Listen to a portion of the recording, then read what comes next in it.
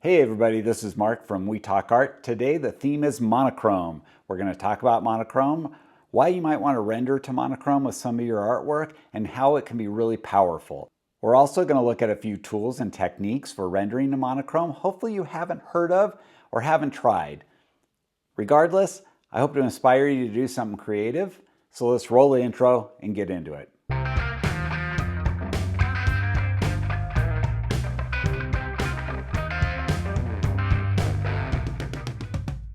Why monochrome? Your answer may be, well, I work in graphite or pen and ink or some other monochrome-based medium, and that's just what it makes. Fair enough. I don't want to push you out of your comfort zone too far. But almost every medium either has color options or it could be combined with other color options. So, still, why monochrome? For me, I practically grew up in a black and white darkroom. I drew in graphite and pen and ink, and I was genuinely attracted to black and white or monochrome images. Even later, when photography turned digital, I would go out with the intent of shooting a series of images in black and white, or I would see an image and I knew they would render to black and white. But it was always a more or less gut instinct kind of thing, I think probably because of all my experience working in black and white. It wasn't until many years later where I was in an online chat with a street photographer and I asked him, why is so much street photography rendered in black and white? And he had a great answer. I wish I could remember his name, but it's worth telling you. He basically said that street photography was usually about the story. I'm going to interject something here. I think most art, for lack of a longer definition, is about the story. Anyway, he goes on to say, sometimes color is not part of the story. That little analogy was really helpful for me. It really allowed me to put to words what I'd been doing with gut instinct for a long time. What it basically comes down to is, as an artist, we're often simplifying the chaos that we're trying to render into something something simpler. And so we're often making decisions about elements or parts of the image that we want to push back, or even sometimes completely eliminate. And sometimes color is the thing you need to eliminate to make that image be the strongest it can be. Color often attracts the eye and can mislead the viewer into looking at things that aren't really part of your story or your subject matter. And so you can imagine an image, street photography, where someone's photographing a subject, something going on, and there's a stop sign there. Well, stop sign, red, and a symbology is just going to attract the eye. It's going to be a real distraction to the overall story that you're trying to tell if it's not part of the story. Usually it's just an environmental element, and that can happen with a lot of different kinds of artwork. Often you can imagine scenes where your subject's surrounded by a bunch of color, whether it's a street scene or anything else, and the color just isn't adding to the image, and it causes the viewer to have a hard time focusing. Sometimes you'll desaturate those colors to do other things, but sometimes it's just not even about the story. So going monochrome makes a lot of sense. So I was telling a photographer friend, Bob Tregellis, about doing this video, and he told me about a quote by photographer Ted Grant, and he said, when you photograph someone in color, you photograph their clothes. When you photograph someone in black and white, you photograph their soul. A little melodramatic, but it really drills down to an important point. When you render something in monochrome, it's not the way people normally see, so you're already forcing the viewer to look at your imagery differently. This can be really powerful. It gives you other tools to allow you to direct people to what you want them to look at. You can set priority within the image better, and even compositionally it may lay out better. So another thing to keep in mind when you're thinking about doing monochrome images is what monochrome does well. And one of the things monochrome is good at is rendering out texture and bringing that to the forefront. Where a lot of color images, you're going to be looking at the color. Texture comes to the forefront. Also, light comes to the forefront. And keep in mind that light generally dictates the white to the shadows of the darks and the whites to the highlight, but you also have color that it's dealing with. And so you have some choices that you can make when you're dealing with translating color into the black and white or the monochrome. Is what color is a blue sky? Does that go dark or does that go light? Does a green pine tree go light or dark? So making decisions about what colors end up rendering to white and what colors render to darks is something that's artist's choice. It's a lot of fun. And then the final thing is form doesn't get disrupted by color. So if your subject and its form is interesting, it's going to stand out a lot more without color involved to disrupt the eye. And so sometimes color is not part of the story. So this brings up another thought that you might consider is a lot of people use their medium to dictate where they're going with an image. You know, if you're working in acrylics and you have your palette of colors, you're going to render that in color. But one thought you might think about is thinking about the end result, the final piece of art. What is it going to look at like? What is it can convey? Can you imagine it on the wall or at least finished? And if you do that and then work backwards to your medium and your technique, sometimes you can get a much more powerful image. Ansel Adams, famous photographer, he would call that pre-visualization, imagining the photograph done before he even starts. In his case, even before he selected film. So allowing the final image you're trying to produce to dictate your techniques and whether it contains color or not or how much can be very powerful. Furthermore, when you're doing preliminary sketches or thumbnails or ideas, rendering those in black and white can also be very powerful in allowing you to explore composition and tonality and other elements before you dive into all that color stuff. An observation I've made over time is that the human eye is more attuned to tonality, the blacks and the whites, than they really are to color. It's shown by, I remember back in the day, people would sometimes hand color black and white photography. And if you have a good black and white image, you can basically just slap color into that and it looks good. Your eyes sees the black and white image before the color as a priority thing. And so again, that shows the power of that tonality in a monochrome image. With all of that in mind, we're going to look at a few tools and techniques that render to monochrome that I hope you haven't seen or heard of.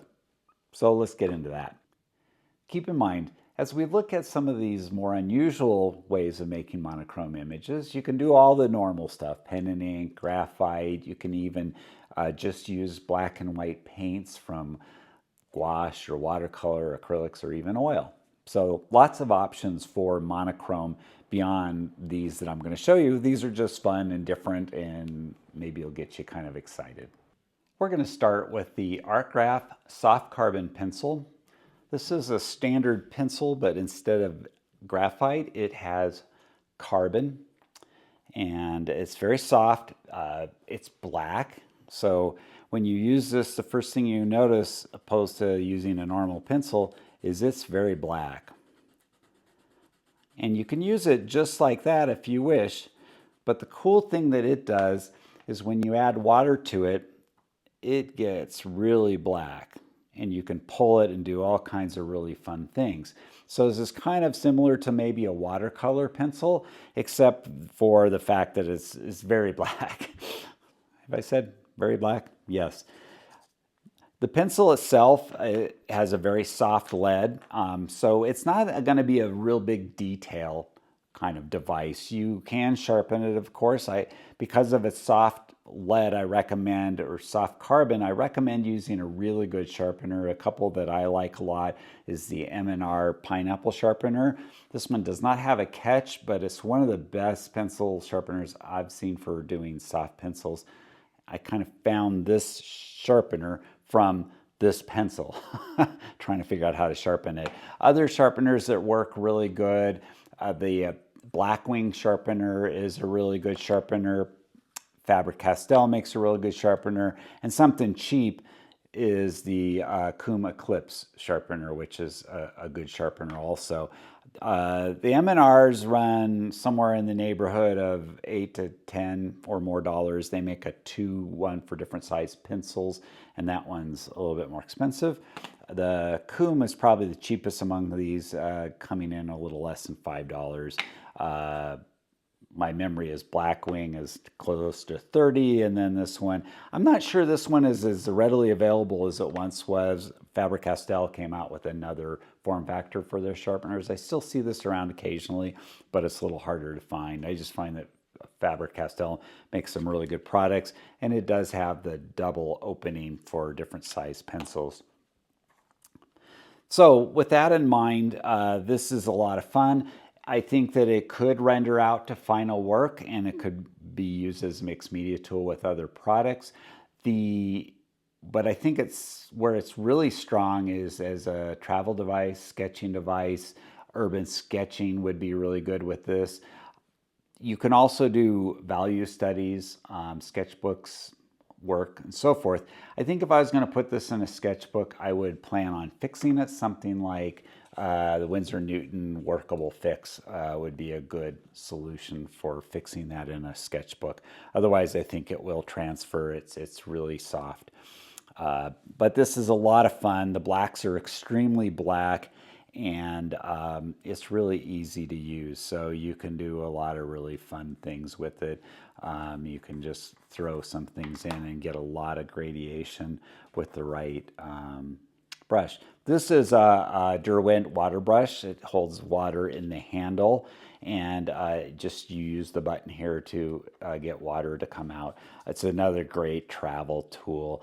Pentel makes these, Caran d'Ache makes these, Royal Brush makes them. You can get them in all different kinds of flavors. I just kind of came down to the Derwent for two reasons. One is they make one of the few big flats in a water brush, and then I like the little button opposed to having to squeeze the handle. So these can be a good tool, and you'll see me bringing these out with the other things I'm going to show you. Artgraf makes a variety of carbon and graphite products, including a graphite powder that's water soluble, and they're really well known for these discs. That the black carbon disc is the same thing that's in this pencil, but in a disc form you can use it kind of like watercolor. You can do mark making with it, and then they have all these other colors, including some primary colors in this disc format. So Artgraf makes a lot of great products, and this is really fun. You can also buy this in a 6-pack like this, and great product. Have a lot of fun with this. It's cheap. Throw it in your travel bag, and I guarantee you, I'm sure you'll put it to some fun use. One note about the Artgraf using water is I'd recommend using a good mixed media paper or a watercolor paper, something that's designed to handle liquid. Otherwise, you may not find that it will work really good on it. I'm using a Fabriano mixed media paper here. Watercolor paper might do well. You may find it working okay on a cold press, but I think the smoother papers tend to work a little bit better. Our next product we're going to be working with is Nitram Liquid Charcoal. Nitram is a premier compressed charcoal company. They make some really great products. This is a fairly unique product that they came out with a few years back. It is liquid charcoal. Basically, it's their charcoal mixed with gum arabic. So it's going to perform a lot like watercolor in some way, except that it has a lot more body to it. So you'll see as I put some of this out on this piece of paper, as you can see, it has a little bit more body than most watercolors, and it would allow you to actually pull it and work it with a palette knife, which can be a lot of fun. But where the fun really starts is when you hit it with water in a water brush like I was just showing you. You can pull it and paint with it. It is fairly granulating, and it performs a lot like watercolor. I mean, you can do washes with it, and it will pull out to be very light. I think this product has a few applications. One is I think you can have tons of fun and do some great art just with it as it is now. Mixed with other products, it would be really good. And actually using it as a underpainting for doing charcoal might also be fun. It does dry extremely black. It seems to be fairly neutral in color, although I think it's probably going to tend more to the warm tones. So again, this product is Nitram's liquid charcoal. Comes in a tube, but it's usually sold in a box, so you'll see it with the other charcoals in your art supply store. And you can use it with water brushes, palette knife, as I showed you. I think softer brushes are going to be where you're going to want to use this, so probably something along a synthetic sable watercolor brush would be a good option for using this and pulling it. Because this Nitram is bound with gum arabic, you can reactivate it with water, and you can also use it on watercolor paper. I think because it's super granulating, it would be a lot of fun to use on a cold press watercolor paper. This is a 100% cotton cold press watercolor paper, and as you can see, the granulation is over the top, so it could be, and you can combine this with normal watercolors to do some really amazing and fun things. The blacks are really black, they're matte finished. If you're going to use this in a sketchbook, you may need to fix it. It may want to transfer between pages, or you'll have to do an interleaving page with glassine or something. A lot of fun, a lot of tonality. I think this is something you could make final work with, value studies, sketching, urban sketching, and the like. The next product we're going to play with is not really so much the product, it's a technique. All we're going to use is normal India ink. You can get this from tons of different brands, Pro Art. This is Speedball. Most art supply stores will have India ink by someone.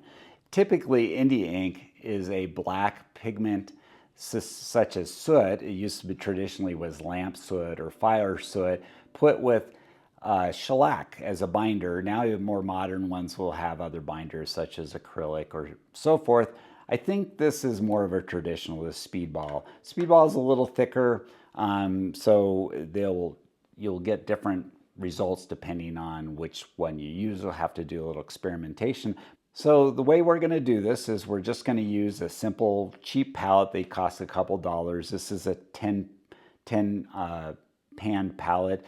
You can get 6 pans or you can get larger ones. We're not even going to take advantage of it. The trick here is we use a dropper and we put 100% India ink in the first one, and then we dilute it out. And the way I diluted it with water is 2 drops in the first dilution, 4 drops in the second, 8 drops in the next, and 16 drops in the final one. Again, you will want to experiment to do this, but what you're trying to do is you're trying to get a variety of different densities to the India ink. And what I will do is set it on a piece of paper and then mark out my, swatch my colors. My brush has a little bit of water in it. And then you'll be able to go through and create different values with these different dilutions.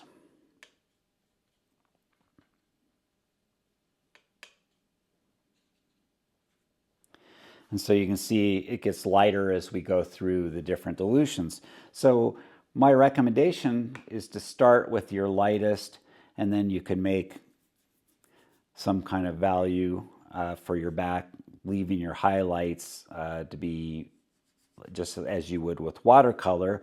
And then you can go in and add darker areas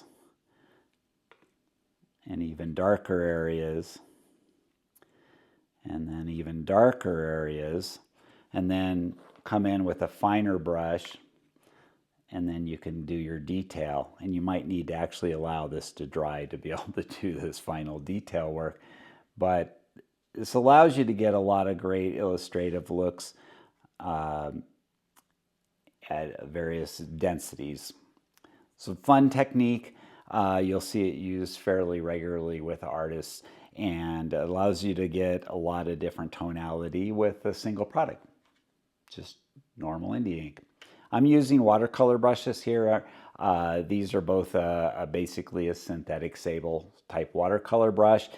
As with the other products, I would highly recommend using, at the minimum, a mixed media paper that will accept wet medium. You could also do this on watercolor paper as we used before. And very similarly, I think you're going to see that, that the India ink will do some fun things on a cold press watercolor paper. So another area you can have a lot of fun, India ink, diluting it out into a palette like this. One other note about India ink is permanent and it will stain. So you be very careful with India ink. If you get it on your hands, you may have it on your hands for a few days. But if you get it on your clothes, they're going to be permanently art-making clothes. Our next example is we're going to use the similar that we used before, is just a water brush pen. Again, they're made by a lot of different manufacturers. I have Derwent here, and then I also have a few by Pentel, who was one of the companies that really made these popular. I like both of the companies. They each have advantages and disadvantages. I find the control from the Derwent is a little bit better. But what we're going to do, instead of putting water in the handle, is we're going to add ink into the handle. And we have the ability to either put ink full strength or to dilute it out. And this is another case where you're going to want to play and experiment to find what kind of works for you. In this case, this pen, what I did is I diluted India ink out a lot. So it's very diluted with water. And it's really great for adding shadows to various things. You can work with this with watercolor, or I really like it with pen and ink. You can just basically go in and add more shadow areas. I was recently doing a master study of a Rembrandt etching, and of course Rembrandt was the master of plate tone, and with pen and ink I was rendering it with a fountain pen, a Platinum Preppy, and you can't really get any tonality other than cross hatching and so forth. So with this pen, brush pen with India ink in it, diluted India ink, you can basically come in and add tone to it. It can be a ton of fun. Another really nice thing is you can actually layer it and get it darker, allowing it to dry and then coming in and adding more ink. And if you use India ink, you could continue building this up to basically a black. Other options, this pen is loaded up full strength with Diamine's Earl Grey ink. This ink is a really fun gray. It has a couple characteristics I really like. One is the color's really nice with a slightly cooler, almost maybe a Payne's gray color, full strength. If you get a brush pen that just has water in it, you can then just pull this out. And one fun thing that the Earl Grey does is it spectralizes into colors as you add water to it. And again, you could dilute this out within the pen. I just like this combination of using it full strength and then if I need to add water. And then my final pen is filled with full strength India ink, and this will allow you to come in and basically use it much like a brush pen that you would buy, such as a Pentel pocket brush pen or something like that. Again, fun things you can do with ink and brush pens is you can lay down a wet section. This has a lot of pigment in it, but you can get some water going here. And then you can come in with a pen that's full strength India ink, and it will do some really fun stuff. Ink and water, fun combination. Putting ink directly into these brush pens can be good. One of the things you have to be a little bit wary of is if you let these sit for a while, which I have in this case and it hasn't gone bad, but the ink can dry into the barrels here and clog these pens up kind of permanently. And if you're using India ink, that shellac base or acrylic base will do these in. So you may not want to leave your ink in these brush pens for more than a little while. There's a world of inks out there to play with, and you should experiment. Companies like Diamine make a lot of water-soluble inks that are in a ton of colors.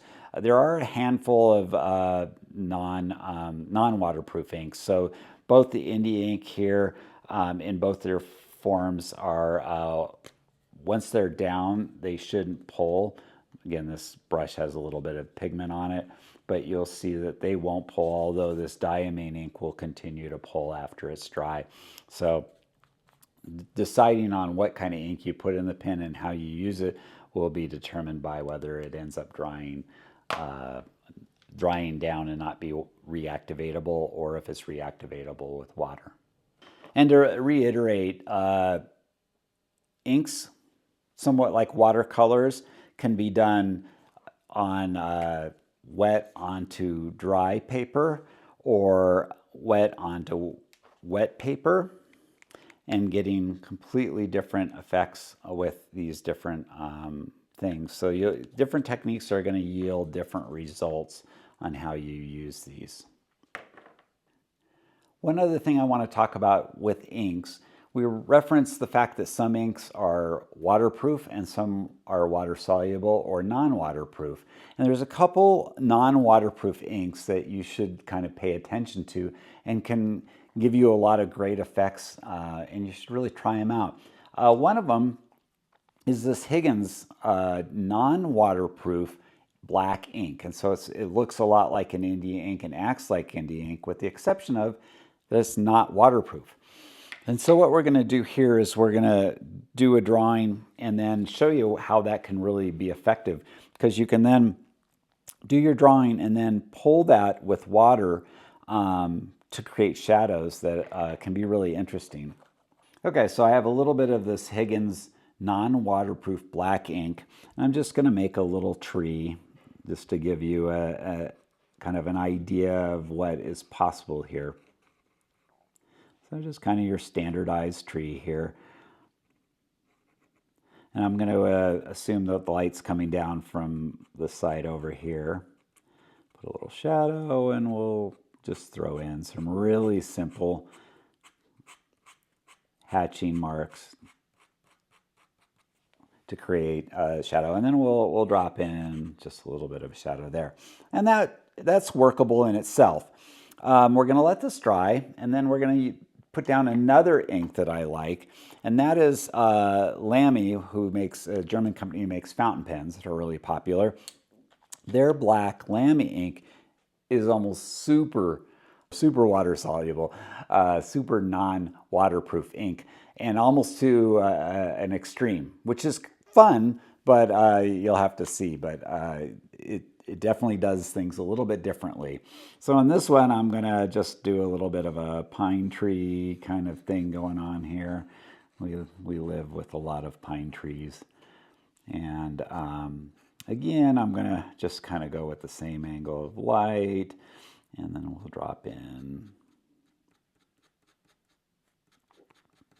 some nice shadow work here. Really simple. Okay, so I have my two simple trees, a little bit of a shadow going here. Okay, so now we're going to go back and we're going to get our water pen that we've been using by Derwent, and then the Higgins ink that we put down earlier with the typical, we can kind of bring this in, and you'll see that this pulls, but it's very gentle, and this pen is getting a lot of water. But you can pull these shadows out to make really nice shadows and still maintain that line work, which is really nice. And a little bit more scrubbing will bring it out a little bit more, but it's enough to create a really nice, pleasing shadow without disrupting the whole thing. Now we're going to go to the Lamy ink, and that too is also dry at this point, but watch the difference. This stuff just goes nuts. And again, it can be really fun to do, just keeping in mind that it flows really well. And you can, it's almost like painting. So anyway, those are two non-waterproof inks that are a lot of fun to play around with, used in a lot of different ways, except for you don't want to put this in a fountain pen. It's not rated as a fountain pen ink. And then as for a fountain pen, this Lamy ink is very not waterproof. So you can have a lot of fun with these. Continuing on with ink and water and a thing that I call spectralization, which is pens that are one color, but when they hit water, the ink spreads out into multiple colors. A really fun product to play with, and this might even be one that you might want to play with kids or so forth. But Speedball makes these elegant writer, and what they are is they're mainly a calligraphy pen. It has a calligraphy style nib that allows you to make different kinds of lines depending on what you're doing. But the fun thing about these pens is that they're typically black, but if you hit them with water, again, they break out. They're non-waterproof, and so they will spectralize as the water hits the ink and pulls it different directions. And you can have a lot of different fun with this by pulling this ink out in different ways.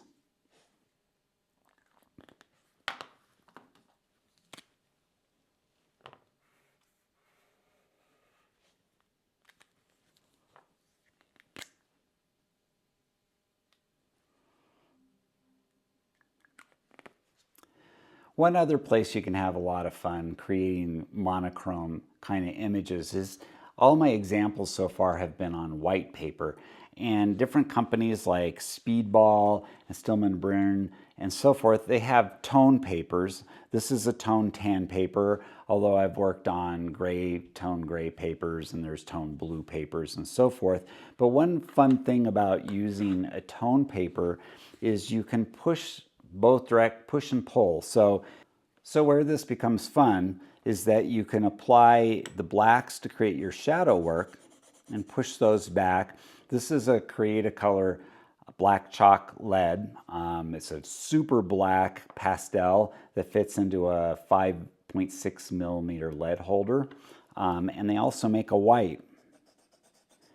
And so this allows you to create highlights and shadows, the paper being the neutral gray. So it allows you to do some really fun things fairly easily.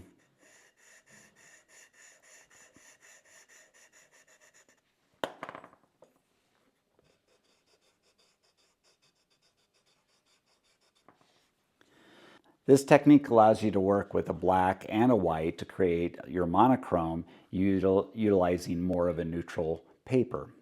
So this can also be a really fun technique. It's great for life drawing. I've seen a lot of people do this, but sketching, urban sketching, tonal studies. Another thing is companies like Stillman and Brunn and Strathmore and so forth, they make black papers that you can use white on, and that too can be added on. So instead of most of the time when you draw with black, you're subtracting light. But if you draw with white on a dark paper, you're actually adding light to the scene, which is a unique way of thinking. So mentally, it allows you to create artwork that may be more in line with the way you're thinking when you see light hitting an object. So there are several other manufacturers that make tone papers in different colors. This tan is pretty popular.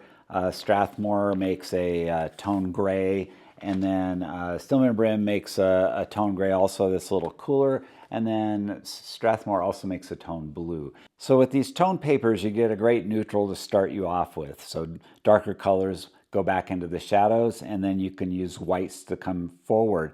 Now the one note about white color is that sometimes it's a little hard to find that looks really good on all different papers. I've tried all different kinds of white, and depending on the paper or the surface you're trying to do them on, some work better than others. Certain ones that I have tried are the Posca markers. These markers tend to do pretty good on a lot of different surfaces. They tend to eventually dry out. They're a paint-based marker. Uniball has more of a jelly roll kind of ink in them. And this works really well, and it has a fine line detail that can be pretty effective. And then in addition to that, there's other options such as FW inks, which I've used throughout this sketchbook. This one here, oh, it doesn't say what I used for the whites on this, but this was a Lamy fountain pen. That's full on color. That white is a Faber-Castell white pit pen. That's another pen that does really good on a lot of different colors, types of paper and surfaces. This one, again, is FW ink for the whites. And you can use a brush with that, or they have a pen that you can put their inks into also. This one, again, is the Faber-Castell pit pen in white. These are all from Inktober's here. This is Winsor Newton inks. And this one is more Winsor Newtons in the metallics and whites. They're drawing inks. And this is, again, Winsor Newton drawing inks. And then this one here was the Winsor Newton. Oh, so the darks were done with Winsor Newton drawing ink, and the whites were FW acrylic inks on that. So you can see the kind of effects you can get by pushing back the darks and then pulling forward the whites. And it can be quite effective. And even though it's the monochrome, you can also do colors. This is that Earl Grey that spectralizes out there. And this is, again, the Earl Grey. And Uniball. So this is the Uniball pen, this pen here, for the whites. Well, I hope you found this video interesting and possibly saw a product that you hadn't tried yet and might inspire you to make some monochrome art. If you're making monochrome art now, go down in the comments and tell us what you're doing. And if you're not making monochrome art now, go down in the comments and tell us what you're doing. While you're down there, please give us a like. And you can use the subscribe button down there, which will get us in your feeds in the future. It's completely free to you. So now, go make some art.